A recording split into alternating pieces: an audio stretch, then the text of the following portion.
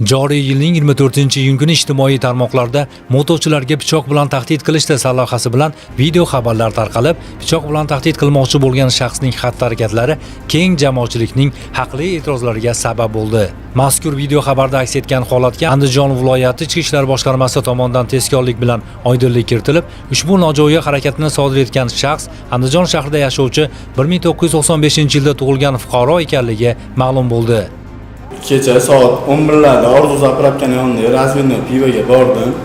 Ichdim, 2 bokal pivo, shashlik oldim.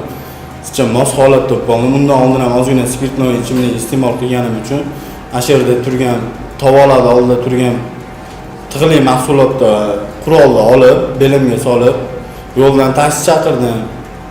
Taksiga tashab qo'ying dedim. Orqasidan bizni Lenskiy ko'chaga olib borganda, o'zimiz Andijon shahrida Lenskiy ko'chaga borganda mototsiklda turganlarga nimaga sizlar tez haydayapsizlar deb hayot uchun xavfli bo'lgan pichoqni ko'tarib tahdid qildim. Mana shu qo'limda bo'lgan, o'zimdagi bo'lgan sovuq qurol bilan ularga tahdid qildim. Spirtli ichimlik iste'mol qilmanglar, sovuq qurollar ko'tarib yurmanglar.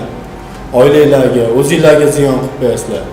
O'zbekiston xalqidan, Andijon xalqidan meni kechirishinglarni so'rayman. Qilgan ishimdan ming pushaymonman. Shu bilan birga holat yuzasidan olib borilgan surishtiruv harakatlari davomida ushbu shaxs 24-iyun kuni soat 1:00 dan 3:30 gacha bo'lgan vaqt oralig'ida chaqiruvga asosan kelgan Real taksi yo'nalishida xizmat ko'rsatuvchi fuqaroning boshqaruvidagi Spark rusumli avtomashinasiga o'tkir tig'li jism bilan chiqib, haydovchini zo'rlik ishlatish bilan qo'rqitib, unga yo'l kira haqini ham bermasdan 100 ming so'm pul mablag'larini yashirin ravishda talon-taroj qilganligi ham oshkor bo'ldi. Mazkur holat yuzasidan Andijon shahri bo'yicha Ichki ishlar organlari faoliyatini muvofiqlashtirish boshqarmasi huzuridagi tergov bo'limi tomonidan Jinoyat kodeksining 112-moddasi 1-qismi hamda 169-moddasi 1-qismi bilan jinoyat ishi qo'zg'atilib, gumonlanuvchi shaxsga nisbatan qamoqqa olish tarzidagi ehtiyot chorasi qo'llanildi. Hozirda jinoyat ishi yuzasidan tergov harakatlari olib borilmoqda.